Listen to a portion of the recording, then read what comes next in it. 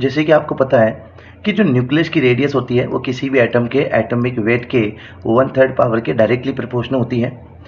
और आपको पता है जैसे कि जो गोल्ड है वो एल्यूमिनियम के कंपेयर में बहुत हैवी है। एल्यूमिनियम जो है उसका मास गोल्ड के कंपेयर में बहुत कम होता है।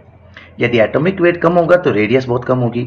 मतलब कहने का मतलब यह है कि एल्यूमिनियम का न्यूक्लियस जो है वो बहुत स्मॉलर होता है कंपेयर देन गोल्ड एटम से। तो जो रिपल्शन हुआ था, जो अल्फा पार्टिकल का डेविएशन हुआ था, वो न्यूक्लियस की वजह से हुआ था। अब जब न्यूक्लियस का जो साइज है वो ही छोटा है तो उसकी वजह से अल्फा पार्टिकल का डेविएशन भी क्या होगा, कम होगा। तो इसका आंसर ये आएगा, very few alpha particles will deviate then gold foil.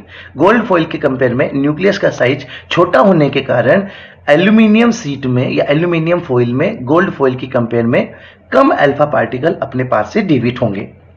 इस क्वेश्चन का आंसर है। Next question, where are the electrons and protons in Rutherford's model of atom.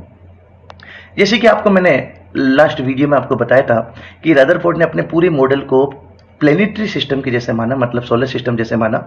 Electron को उसने प्लेनेट के इक्वल माना था अपने सेल में और न्यूक्लियस को सन के इक्वल माना था। तो इस क्वेश्चन का आंसर यह है कि इलेक्ट्रॉन जो है उसके सेल में होता है, आउटर टू द न्यूक्लियस या न्यूक्लियस से बाहर की तरफ या पेरीफेरी की तरफ, और प्रोटॉन जो है वो उसके सेंटर पार्ट मतलब न्यूक्लियस में होते हैं।